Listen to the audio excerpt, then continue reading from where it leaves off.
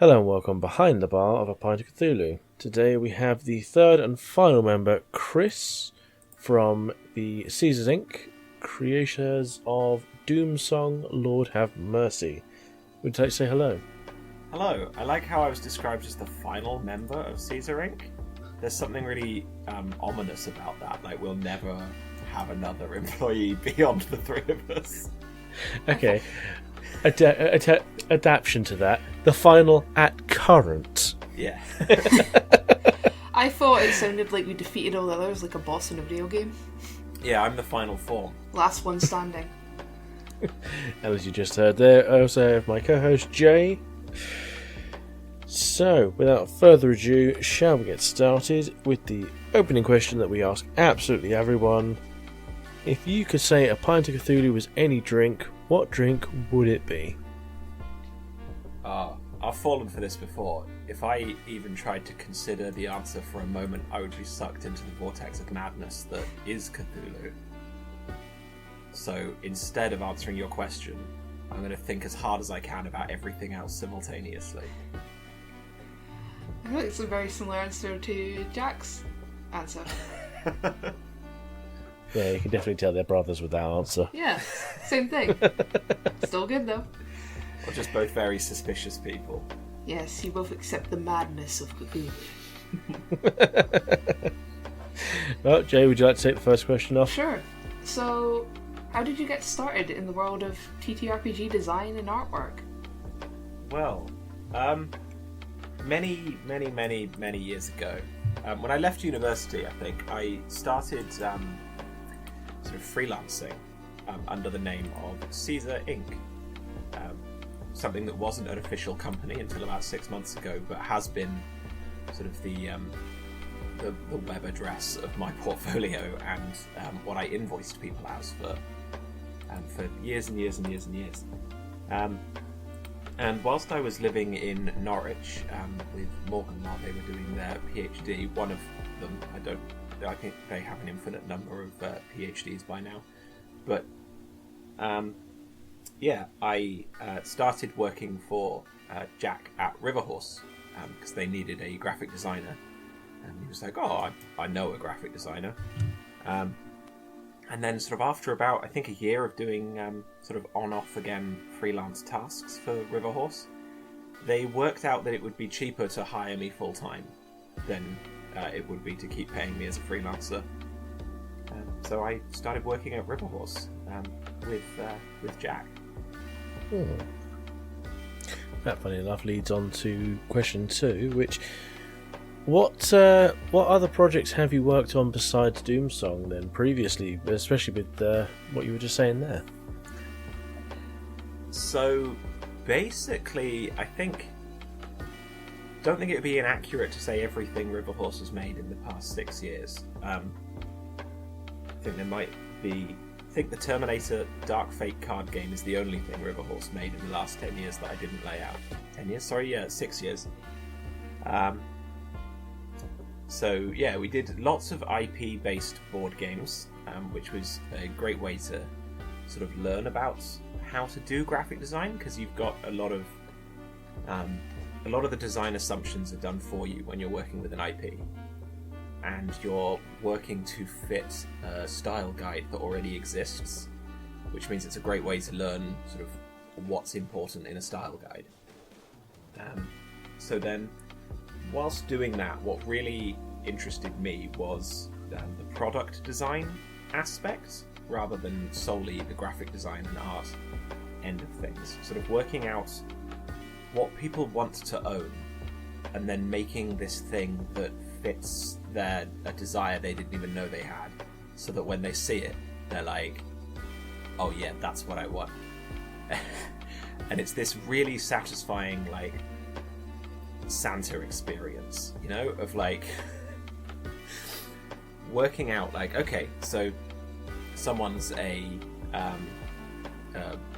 Labyrinth, the Jim Henson movie fan, and I need to work out what someone who's the Labyrinth, the Jim Henson movie fan wants, what experience they want to have at a tabletop with their friends, and then I need to reverse engineer from that experience a product that satisfies all of those needs, and then you release it and you get this really sort of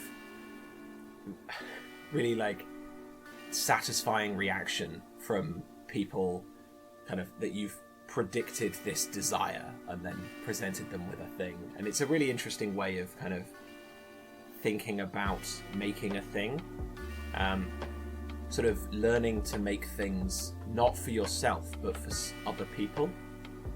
And now with Caesar Inc. sort of doing the same thing but satisfying both, trying to imagine how many me's there are in the world and what they desire, and trying to kind of make something that will bring the joy of the games I want to play to other people, and kind of hold their hand on this journey that will take them to a place that's taken me a lifetime of playing RPGs to get to.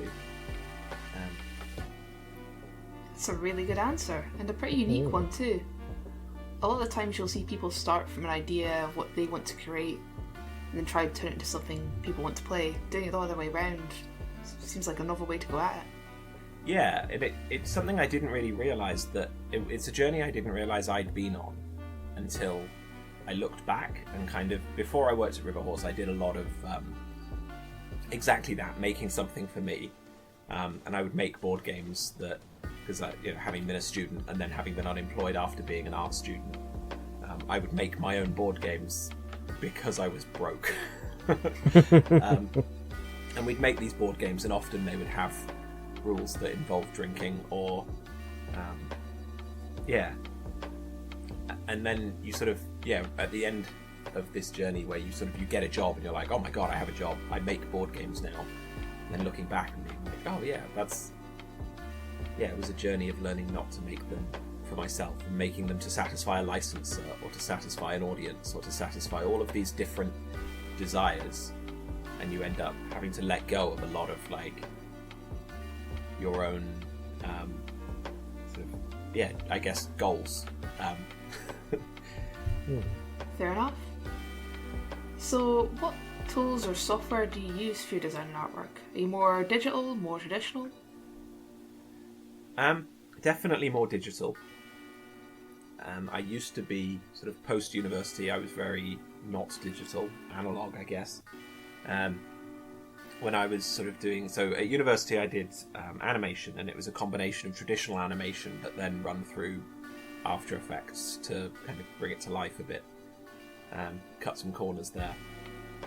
And then after that I sort of went to being more traditional and doing more sort of punky, comic booky, Jamie Hewlett like style, tank girly stuff.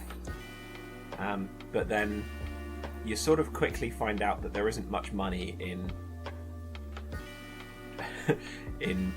drawing, again, stuff for yourself. So I ended up sort of falling into graphic design, which is something that I've always done on the side for sort of mates bands and people around, pub posters for gigs and stuff like that. So you end up falling back more and more on the stuff that pays, and obviously that's much more of a digital thing. I think you'd be mad to try and lay out a book in an analog way these days. Although that'd be pretty cool. Which maybe if the Kickstarter makes like 8 million, we can buy a printing press and I can print all the books old school. That would be an absolutely tragic waste of money, actually, now that I've thought about it for more than a few seconds. That would be pretty awesome, though. It would stand out. I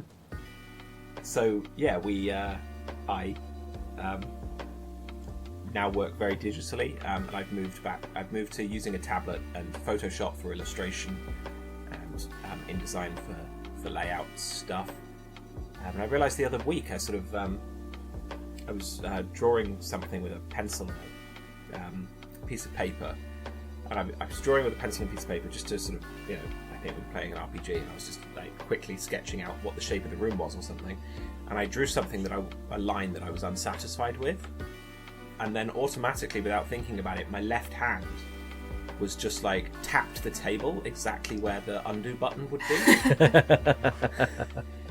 I've been doing it so long that I've just programmed this undo reflex into against my left hand, which I thought was pretty bizarre. Oh no. I've used a digital pen and tablet for almost longer than I've ever done traditional art. Yeah. So I have, like, in the air above a line that's in the wrong place, lassoed around it and then tried to drag it multiple times. It never ceases to amaze me. Yeah, all these muscle memories that you don't realise you have. So, heading into the Doomsong side of things, how is it you've gone about the approach of creating the character illustrations, or should I say the horrifying monstrosity creations for Doomsong? Yeah, so the artist that illustrated Doomsong is called Moritz Krebs. And he's done probably a solid 90% of the illustration in the book.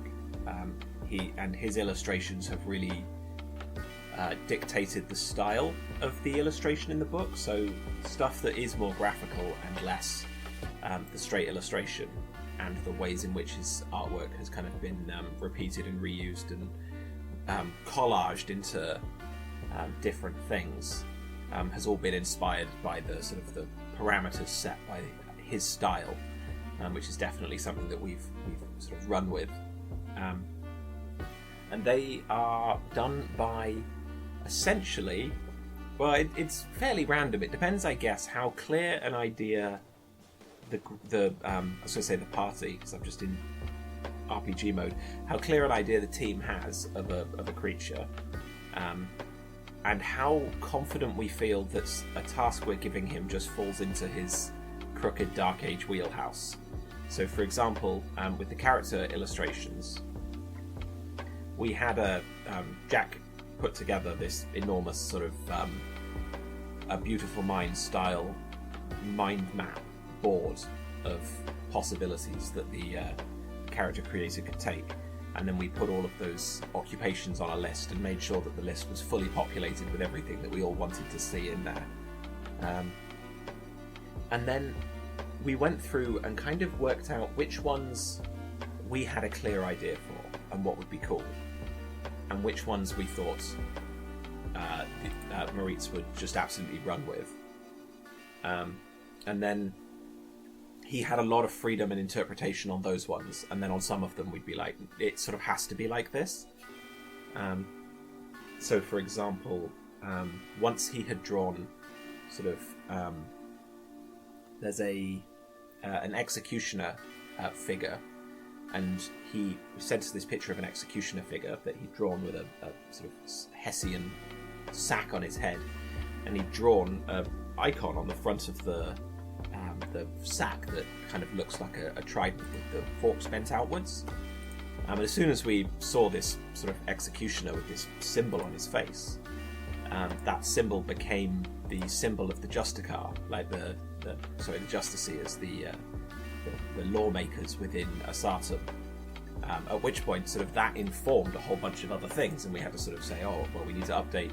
The criminal picture now needs to have this symbol branded under the eye, and that sort of thing. So now it's very difficult to say what's coming first and what's inspiring something else. It's more sort of every single task is inspired by a different part of the wheel of tasks, rather than being a sort of straightforward, organised system. And that allows everything to feel, when you're done, like it was very naturally, it arrived. It didn't... I think a good example to just sort of step outside of the nonsense I was saying just then is when I was in studying animation at uni, a really interesting piece of advice that's always stuck with me was not to animate your film from the beginning to the end. You start at a random point in the film, and then you pick a different point in the film and you animate that bit, and then you pick a different bit and you animate that bit. Oh, kind of like keyframes but for plot. Yeah, and what this means is that as you improve and as you come up with new ideas and go, oh, actually, this would be really cool, or this would be really cool, when the whole thing is viewed forwards, there's no longer, you can't see it being developed, so it doesn't break the verisimilitude of your immersion. You don't end up with this sort of weird situation where, like in book 1, there's a bunch of things that could have been set up, and then in later books, it's like, oh, well, why didn't you set those up earlier, or why didn't you establish this?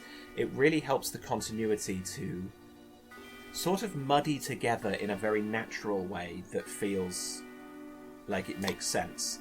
And then once you've muddied it all together, you just sort of prune it and go through and pick out the bits that you, and focus on the bits that you want to kind of tell the story.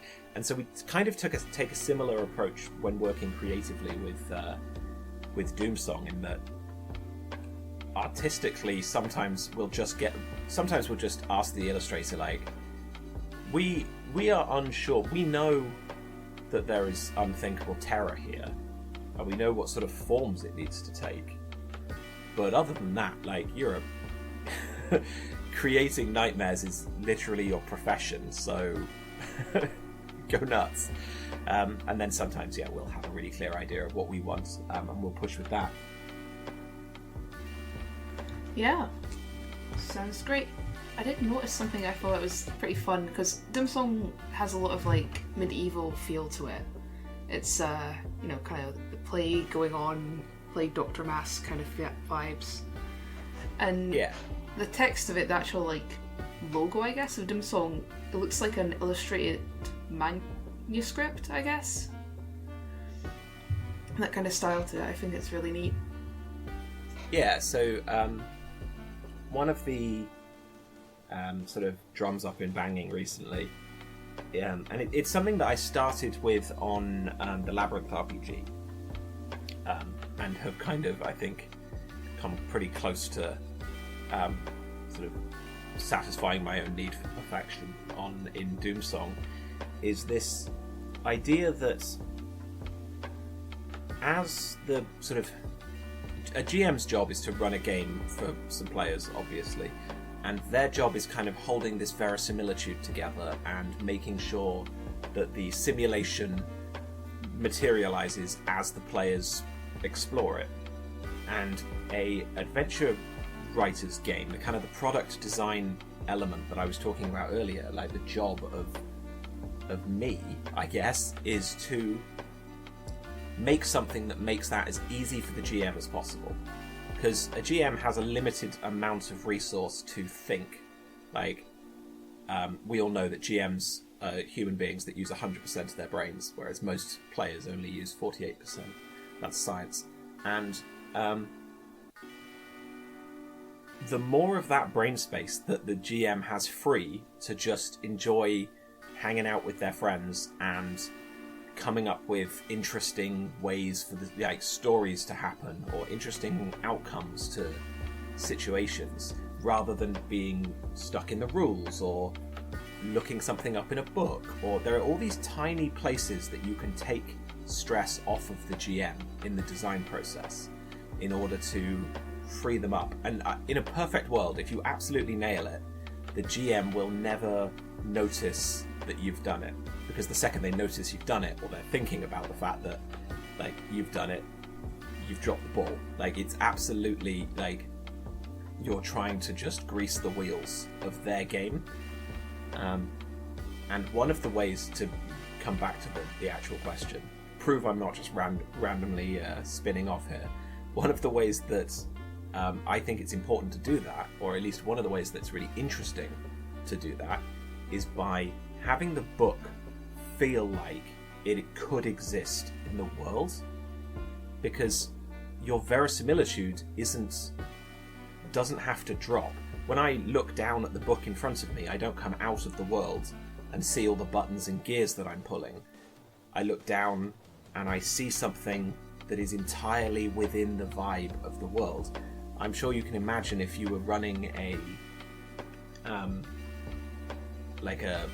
fairy tale adventure, and the book looked and felt like a beautiful old creepy fairy tale with watercolor illustrations and like all these kind of like all of the things that you associate with fairy tales. You can see that those two things just beautifully fit together. And it would be very easy. Like, my job would be much, much easier if I just published a gloss pages A4 book with whatever artwork, you know, we wanted for every single image, and didn't try and stick to this consistent thing. And like, a lot of books are like that. Like, a lot of RPG books don't, you know, funnel as much energy as I do into trying to simulate the world for the GM. And it's just something that I personally have decided to put an enormous amount of stock into. Yeah. So hold on, I've lost my place in the question sheet as per usual. What do you consider the most challenging aspect of TTRPG layout and design? Is there anything that's really caused you a real ball ache at some point or another? I'll be honest. I think that there's this thing, like, if you're doing it right, it's actually quite a painful and upsetting process. Like, I'm exaggerating a little bit there, but so one of the most important things for making the game run seamlessly at a table is, like I was saying, taking out all this extra chaff. But the most exciting part of creating an RPG is throwing all of your ideas in. And you need to just throw in a million ideas and really bounce off of all of these ideas and have this huge, fun, flexible playground. But then when there's a real deadline and you have to sell a real product to actual strangers that you've never met, you need something that's really tight and really concise and feels infinitely expansive, and those two things are, you know, the vibe and the reality are actually the opposite ends of the spectrum, which means you have to really cull very carefully so that everything is serving multiple purposes and everything is... So your lore is relevant to your game, and your lore is also bite-sized, because unlike lore in the real world where you can study the ancient myths of Greece for a lifetime and never get to the bottom of it, I need something that I can tell a player once at the table and they will remember it in a month's time when they come back, because it's probably a vital clue to whatever satanic temple they've wandered into. Like, so that it's that culling process of deciding what lands on the cutting room floor and what makes it into the book is always the most difficult part. And it doesn't ever get easier, because as you get better at it, you're also getting better at the other end of the bit, the throwing all your ideas in part. So every time you do it, your ideas get better and better and better and better, and you can come up with more of them faster and faster and faster, but you still have to cut it down to like a very bite-sized handful of brilliant concepts that just flow out from the page through a GM and land with players in a concise way that they understand immediately. Yeah. Doomsong's huge, so that must have been one hell of a task. Definitely. You're saying about the culling ideas and things like that. As a quick one, what kind of things have you had to cull that you particularly wanted to keep? Is there anything in there that was like, I wish I could keep this, but it doesn't quite fit? And have you managed to shuffle any of them into potential future projects? So that's the future projects thing is absolutely, like, anything that doesn't get used just floats around and then it will surface. And also the stuff that doesn't get used quite often ends up better than the stuff that did, because you end up having more time to think on it. Like, if the Doomsong Kickstarter is successful enough that we can break the second seal and bring out the second Horseman of the Apocalypse at some point in the future, all of the ideas from Doomsong, from Lord Have Mercy on Us, that went onto the cutting room floor, they will have had an extra year of development time, and I'll have been thinking about those kinks that just weren't good enough for an extra year. And quite often what happens is you end up realizing that two ideas you had were very similar, and you're like, oh, wait a minute, yeah, this is one one idea, and one idea will stay with a player, whereas two ideas won't. So yeah, stuff we've had to cut from Doomsong. So one of the things was there's currently I think about 30 deities in the Oh yes, Morgan was talking about this one. Yeah, and there was a point in the deity development process where, like, we had to basically say, so we have the 8 sort of deities at the, not at the top, but at the top of the, you know, relevant deities that are still alive list. The Lamentides and the Alluramorn, who are the Horsemen of the Apocalypse, and their sort of opposites. And then below that we have the Sublimes and Dreads, who are kind of the lesser traitor gods. And there are so many inspired ideas for traitor gods that we had that didn't make the cut. But the cut they can make is that there's space below that for lesser demons, sort of day-to-day little, like, sort of sidekick lieutenants for these, you know, deities, or high priests who have kind of borderline attained the powers of the deities above them. So all of those ideas, whilst not completely cut, they just didn't make the sort of inner circle of gods, but their influences and their powers and their sort of machinations and the rad things that we thought they would look like, or their sort of obsessions, have kind of now just been put into a mixing pot of ideas for the next round of stuff. Okay, well, that's gives you a bit more time to stew on the things that you want to keep and essentially work on what you want to do then, basically. I mean, hopefully this, well, obviously it's going to succeed. It's going to be intriguing to see what does happen when you eventually do bring out that second book with the cutting room floor kind of information and ideas that you did have that are now fully fleshed out. Matt's already like getting his wallet out for the next song. Yeah. Yeah, it is. So we have a sort of it's not quite as literal as this, but in the office we have a sort of a way of loosely organising those cutting room floor ideas. So some of them you go, oh, this one really fits a conquest-y kind of idea, so that goes in the, you know, bin number 4 at the end. And sometimes you're like, oh, okay, well this is kind of famine-y. This fits I'm not going to give away any of the sort of ideas that we have for future stuff, but other than the 4 Horsemen of the Apocalypse theme, which I think is fairly out there already. But yeah, it's kind of, oh, this all fits the ideas that we've been bandying around for a famine campaign. So that sort of gets put there. And what that means is that you aren't constantly dealing with one enormous bucket of ideas. You're constantly filtering things, and then within those sections you are again filtering things further down, in a more sort of subconscious way, I guess, rather than a direct way. So how do you end up balancing all of this creativity with the needs to have a functional and readable set of material to create Doomsong? Right. Well, that specific task of balancing, that is the culling stage that I was talking about. Yeah. Right. And it happens with rules as well.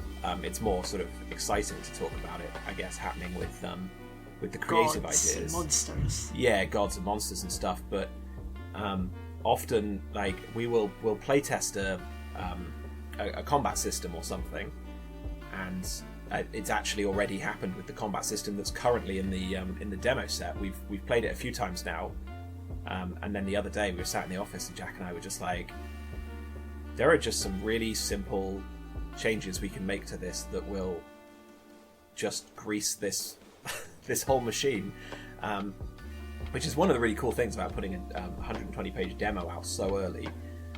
Means that we've actually got this kind of whole round of beta testing that we've been able to do. in the lead up to the kick. Anyway, yeah. So rules, your rules end up sort of having to be cut down, and your lore ends up having to be cut down. And the things that you know are more guaranteed to survive are when those two things are the same, because it's really difficult to validate cutting something where the rule is incredibly simple and tight, and the lore is incredibly simple and tight, and they're telling exactly the same story. When that happens, you have a fixed point in time around which the rest of the rules will continue to fluctuate until they reach a similar state of unity with each other. But in answer to the question of how that difficult process is handled, the answer is I upset people. That's the secret. I don't process rules. Like, Jack can hold 1 million rules in his head and say, like, he can theory craft 10 different combat systems in his head over a weekend, just kind of like mulling them over. So when it comes to testing something, it can sometimes be that there are assumptions and things he finds really easy to do that I will just have a stumbling block on. And as a rule, if he has to explain something to me twice, it doesn't go in the book. And with the lore stuff, similarly, Morgan will do basically exactly the same thing. And if you can't get me to grok a core concept in a couple of sentences, because that's actually at the table all you need to, like, you kind of want to say, oh, so-and-so is an elven nature goddess. And that sentence already, like, your assumption and tropes are filling in a whole bunch of gaps, right? And you can imagine basically all of the kind of things that this goddess would represent. Maybe you can imagine sort of like what your festivals would look like, or what a shrine might look like. Like, you're able to start tumbling down a rabbit hole of ideas there. And if a concept just doesn't come across cleanly, then sort of my not being a sort of super mythology nerd and not being sort of very super mechanically minded puts me in a unique position to just say, no, this is too confusing. I have to upset you now, because this has to be, I have to understand it. Yeah, ideas meeting harsh reality. Yeah, and it is also very satisfying. And I think that because what you end up with at the end is categorically better, right? You can stand at the top of the mountain and look back and go, wow, that came a long way. Like, a month on, you will look back at the combat rules that you were playing with at the very start of rules development, and you will go, yeah, we this is better. And that's very satisfying. True. So, what's your favourite project you've worked on? Out of all the many you've had a hand in. You're allowed to say Doomsong if you so wish. It is absolutely Doomsong by an enormous margin. A close second is a game that hasn't been released yet called Tales of Primordia, which is it's a dinosaur role-playing game for kids that's set in a world that I designed. I've heard of that before. I don't know where. Yeah, it rang a bell, but the one it rings a bell for me for is a game about robots. Interesting. No, it's definitely about dinosaurs.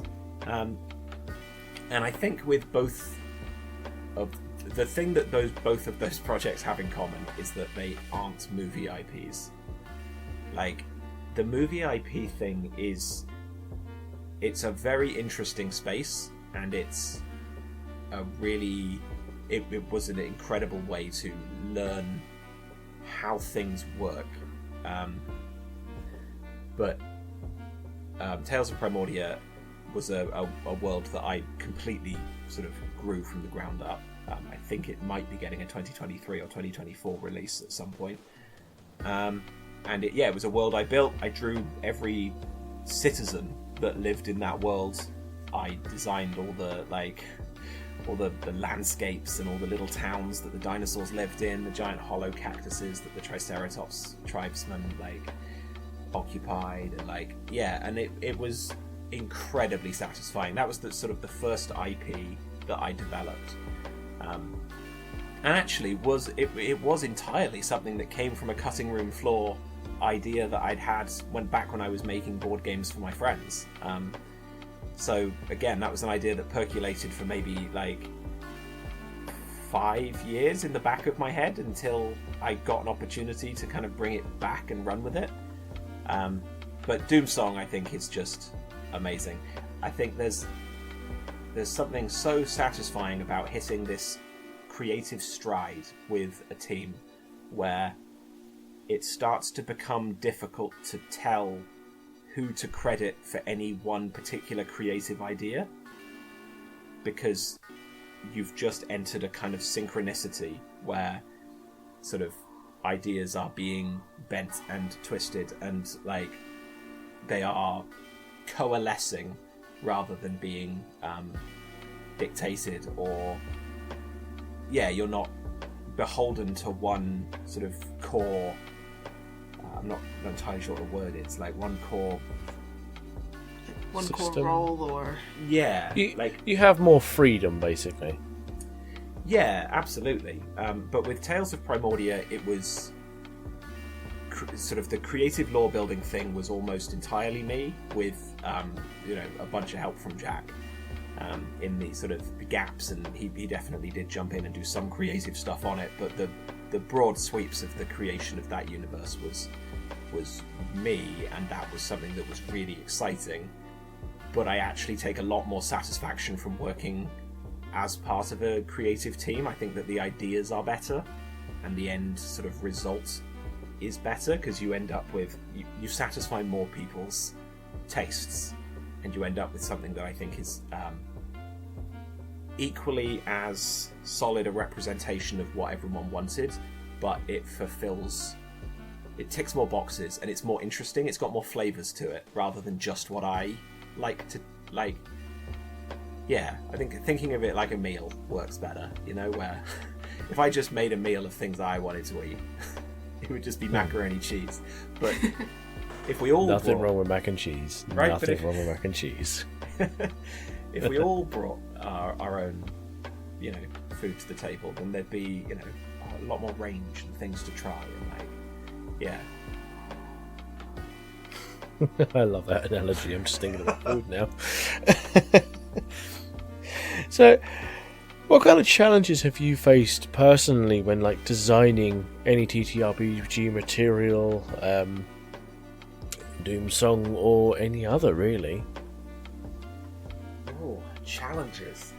especially when it comes to having stuff, of course, be digital but also be workable as a printed final product.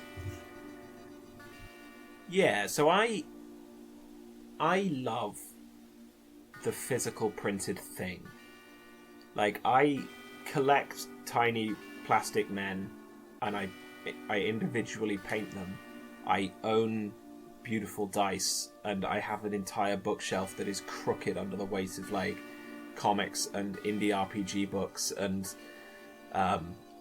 stuff. And Are you talking about Warhammer there? No, well, so I've not played Warhammer in a long time, but I play a miniatures-based... my RPGs are all played with miniatures, and my living room is absolutely full of them. My point, though, is just this collector goblin that lives inside me demands to own beautiful things, and I think I will one day be buried with them under a pyramid. That's who I am. And provably those people have existed for thousands of years. Humans haven't existed for millions of years. I think, Matt, you've just met a fellow hoarder. Yeah, I was just about to say, I'm pretty sure Jay can attest the amount of things I send over being I like this. Yeah. I know exactly how you feel. And what I want, and what I love the idea of, is creating that for someone else. The digital thing, in the same way as I spent my time at Riverhorse, applying myself very diligently to working out what a customer base would want, and trying to create something that is custom made for fans of a film that I personally had never seen or something. Like, in the same way, I'm really interested in trying to work out what that digital space needs and wants, and how to help people to play games in that digital space, even though it isn't a space that I feel any drive to occupy. I want to own physical things. I want to be able to fold down the corners of my RPG books and make notes physically on the paper inside the books. Like, You fold your books? How many times do you play through an RPG adventure? Oh, no. Right, how many times, right? Do you have an adventure that you've played through more than once? A few, yes. Okay, right. If you had made notes directly into the book the first time the group went through the adventure, then the second time they went through the adventure, you'd have all these marginalia that would help you to remember the previous time, or little notes on things you could change, or like maybe sometimes. So I ran Hot Springs Island a couple of times, and I've just run it through as if it's like canonically the same adventure. So when the players like burn a dungeon to the ground, it's a note made in the book, so I know that when the players return to the scene, you know, when a different group runs that scene, they're going to find a dungeon that was burned to the ground a few months earlier. And it means that you have these living worlds, and they're mine. Like, as soon as you buy an RPG book, it is yours. It's not an artifact, it's not a creation of an RPG maker. It is your book and your world to take to your players, and you own it.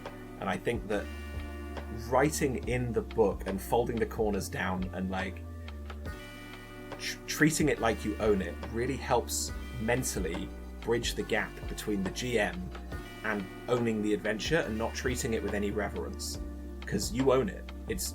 It should revere you. You're the dungeon master. I think I'm going to have to take a note out of your page there, because I have to keep things pristine. You do. I don't like the idea of adding actual notes into a book. It just... Oh, that seems like... How do you feel about this then? So I'm interested about... so, did you say you were a miniatures person as well? Yes. So I was playing... like I was saying, my RPG game is miniatures based. I was playing a game with friends. And one of the characters got into a badly judged sword fight and had their arm removed in the middle of a duel, and sort of went down, and the party were like, oh no, everything's gone wrong, obviously, as you would. And so, as I am to do, I just went and got the clippers, cut the arm off the miniature, and continued playing. I could not do that. No. I would make a separate miniature without an arm and keep the original. No, that miniature represents a living, breathing character, and that living, breathing character doesn't have an arm. But the miniature does, and the miniature... Oh, this is setting off so many things. No, the legacy of it. It's all... Everything I own has this little legacy. That's why I own it. Is because of the stories, right? We tell stories. I get your point. I got to put that story in the model. Like, I think it's an excellent way, the writing in the margins, to make your world feel very lived in, and like it doesn't revolve around the party is in the world. Whoa. But at the same time, I could never. If I find out that you don't write in a copy of I'm going to have to put like post-it notes on the book, because I cannot destroy it, but I will take notes from now on in the campaign. I cannot bring myself to just absolutely trash a fucking book. It's like, I think, it is Doomsong that has the tear out character sheets, right? Oh no. I'm going to keep that intact. You better. So the character sheets are in a character sheet pad that is tear off.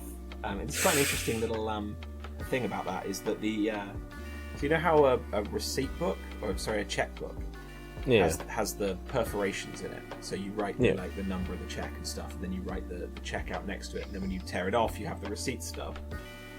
So our character sheet pad is like that, which means that you have a section for writing your name, your character's name, and sort of your player name and stuff at the top. And then you can tear off your character sheet. and then there's also a slot left on the stub to write down sort of how your character died. And what this means is that at the end of your campaign, you're going to be left with a receipt stub with all of your dead characters on it, so that you can sort of keep track of everyone who's died in your campaign, which, if we ever get to the Horsemen of Death, will be a relevant thing to have kept hold of. That's very interesting as part of the game. It's so neat. But also I know that I would have that entire thing filled out in like 2 weeks. My character mortality rate is too high. Definitely, we've gone way off schedule with that now. You better, like, so Matt made a joke a good couple of months ago, because my characters die all the fucking time. I have like so many dead ones per season. It's like several usually. Yeah. He sent a picture of one of those like bookshop stamp cards where if you buy 10 books you get a free one, and said that if I think it was 6 of my characters die afterwards, he'd give me a revive for one of them. I think I'm 1 death away. Oh, there you go. Make it count. If that happens in Doomsong, that'd be interesting to see how that works. Oh, how about I just piss off the Horseman of Death before he's even in the game? Oh. Oh, Jay, do you want to bring it back round for the last couple of questions, and then Sure. we will shut this down. So, like you said before, you've worked on a bunch of TTRPGs. Some of them, I don't want to say normal, and some of them extremely odd. What's the most, like, unconventional, out there, plain weird thing you've worked on? And if you'll note, I think in the little chat things, your brother did send us a picture of the fucking worm one. Oh, Ready, steady, worm. Steady worm. Yeah.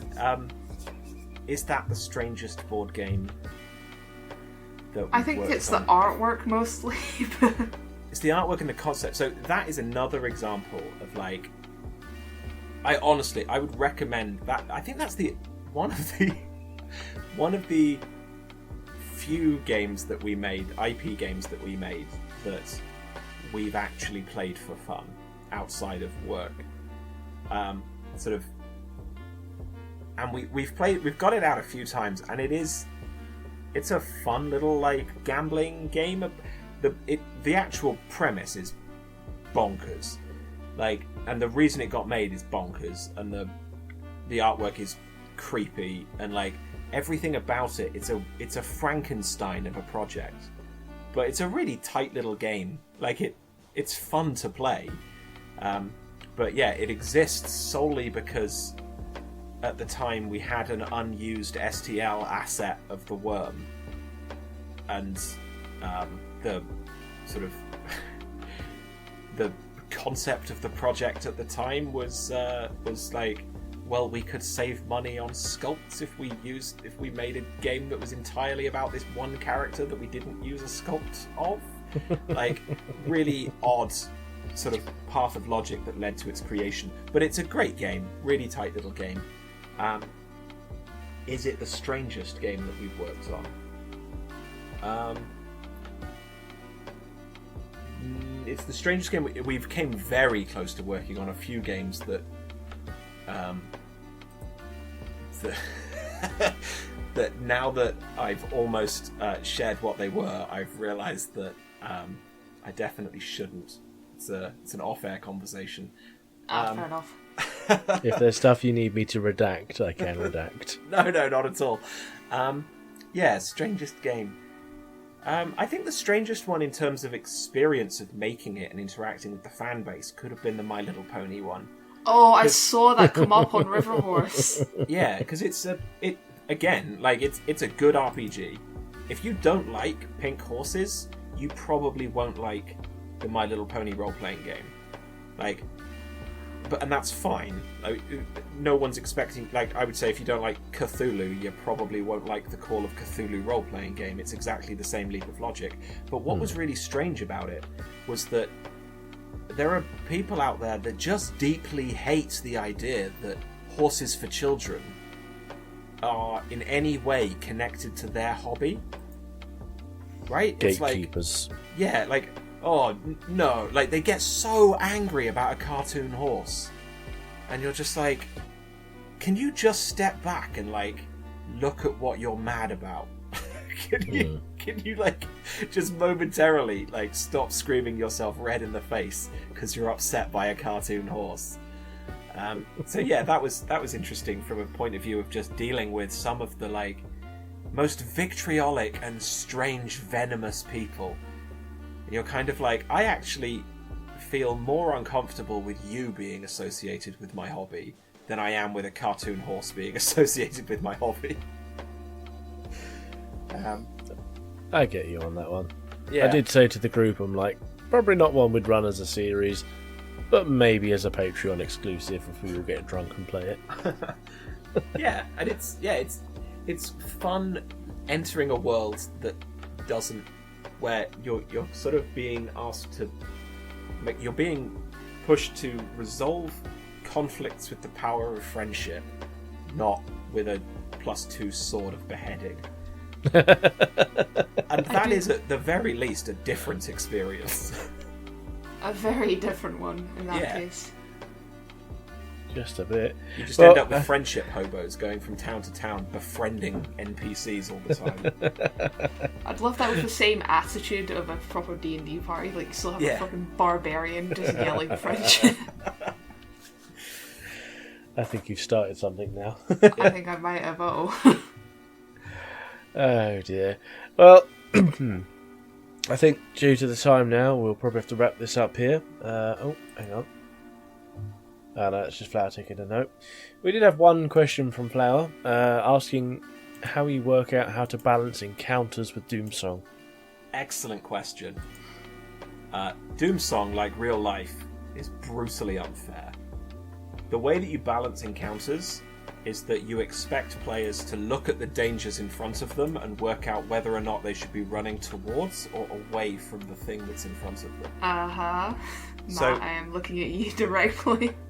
There are these two, and obviously it's a bit more nuanced than this, but there are these two ways of looking at combat resolution in sort of, I think it comes from a video games background, but it also applies directly to a sort of RPG background. There's combat as war and combat as sport. And combat as sport is a very Final Fantasy or 5th edition D&D situation where your fights are expected to be balanced for fun, and your heroes are expected to sort of engage on fair terms with the enemy and come out on top because of sheer guile and bravery, and mostly because the plot said they would. And that's what you're balancing encounters for. And the other side of the coin is encounters as war. And this means that your enemy has what they should have, and it's up to you to try and work out how to give yourself the advantage. Like, if there are too many goblins in the cave, light a fire outside and smoke them out. If there's a dragon that you're way too low a level to fight, then go and get the dwarves who used to own the cave to come and sort him out for you. It's a setting. So yeah, Doomsong is definitely a setting where you are expected to. Nothing is power leveled to a point where it's impossible to overcome, but there are definitely challenges in there that you aren't going to be able to just kick in the door and run in with a sword. And that's very important to me. That was part of the experience that we were trying to create, was this idea that it's so much more satisfying to overcome the odds of an enemy that is way more powerful than you because you outsmarted them, or you drugged the corpse and left it outside the lion's den, and now the lion is kind of like groggy and sick, and like you've got this advantage that you've sort of clawed out of the situation, and suddenly you feel like you've won something because you've overcome and thought through a situation. And I actually find the whole like combat as sports thing quite unsatisfying. Sort of being like, well, hey, I did 100 damage, I destroyed it. Like, okay, cool, well done, Iron Man, you won again. It's just not for me. And I think there's more drama and more narrative in not balancing things. Keeping things interesting. Yeah, a hard-won victory, a battle against the odds is more fun than just going, I cast Fireball, everything dies. Yeah, and one of the things, so the combat system in Doomsong has the, it's mapped onto a 6-act cycle, where, so players set a dice to 1 to 6, and then they act in order, and 6 is like slow things that take ages, like doing a heavy attack, and 1 is quick things, like drawing a weapon. So rather than having an initiative system, it has this built-in 6-act cycle that it goes through. And what that's allowed us to do with a lot of the monsters is map their actions onto that 6-act system. So you can jump to a lot of assumptions about whether something is going to be able to attack early or late, but you don't know for certain when you meet a creature what its capabilities are. And in keeping with the whole folklore vibe of the thing, so I always use Dracula as an example. Imagine you don't know how to kill a Dracula. That's a much unfairer fight than if you do know how to kill a Dracula. So how do I balance that? Like, what's the balance there? The balance is that I need to make sure that somewhere in the world are all the clues that you need to defeat a Dracula, not that Dracula should be weaker, if you see what I mean. So the answer is that the correct application of narrative makes balance sort of not a thing. The balancing the combat is actually the player's job, not the GM's. I kind of like how Doomsong is with that. It feels very satisfying to feel like you've evened the odds. That you're staring down whatever cosmic horror you see at an equal level, eye to eye. Yeah, and that's something that you as a player can kind of be proud of, and like, we did that. And there's a lot of things that mechanically not encouraged. There's a lot of things that allow the GM that take the GMs will often hold back and instinctively try and balance a combat, and so we've tried to sort of take things out of the GM's hand that might do that. So the random, the way that the creatures can be activated simply by rolling a dice and then seeing what it says they do on their 1 to 6 act table. What that means is that if a GM is just running the creatures like that, then the guilt of thinking too tactically and destroying the party is taken away from them, but the creatures will still act in a cool and natural way that fits the way that you would expect them to act, but it is a little more out of their control how they act. But it sort of tries to prevent a lot of that fudged dice roll softness that can come with a game where the outlook is that it should be balanced and fair, and that is just part of the ethos of the design. I feel like a good way to put the difference from playing the two games is that in D&D you should be able to win any fight. In Doomsong there should always be a way to survive. Yeah.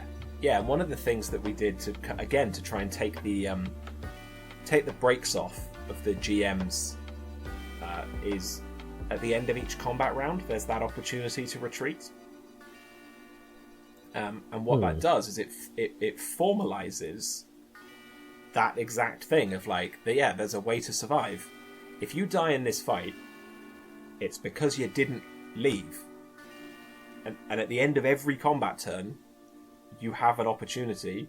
Sometimes it's more risky than other times, but you have an opportunity to get the heck out of Dodge. And so it's that your bravery is probably what's gonna get you killed. I like the idea of that. But if I see a cat bat, I'm still going to hit it with a shovel. Yes, you are. As Jack will tell you. Have you killed the Opiri? yet? No, as Jack will probably tell you, we nearly died to it, but started to beat it to death with a shovel. Oh, Yeah, we okay. chased it off, it ran away, and we took its kid, but we didn't manage to kill it. We took its kid. Yeah. Yeah, it Our won't be child bad. now. He's been Trophy. adopted. It's not out there looking for you, definitely. Uh-oh. Yeah, details. Soon we'll have our own IPOD to fight it. Yeah. I'm sure that's how that'll work out. Where can people find you if Uh, they want to find you online? You can find us on the Kickstarter page on Tuesday when we go live. That's Tuesday, literally the next Tuesday. What number Tuesday is that? The 17th? 17th? Third Tuesday. 17th? 17th, Tuesday the 17th. Brilliant. What a pitch. We are going live with our Kickstarter on Tuesday the 17th. It's Doomsong. You can find it by Googling Doomsong or typing Doomsong into the search bar of Kickstarter, or yelling Doomsong out of the window of the tallest tower in the near vicinity of where you are until someone brings you a laptop. We are also on Instagram and Twitter and stuff, and you literally can just find it by going to Doomsong. But the Kickstarter is the best way to get information from us right now, because that is what is going to be taking all of our focal energies. And everything will be announced there first, as of Tuesday. That's Tuesday the 17th. Have I said that enough times now? The 17th. The link will be in the description of this episode. Thank you very much for your time, Chris. It has been an honour talking to you and a pleasure. This has been a Party Cthulhu signing off. Goodbye. Goodbye. Goodbye.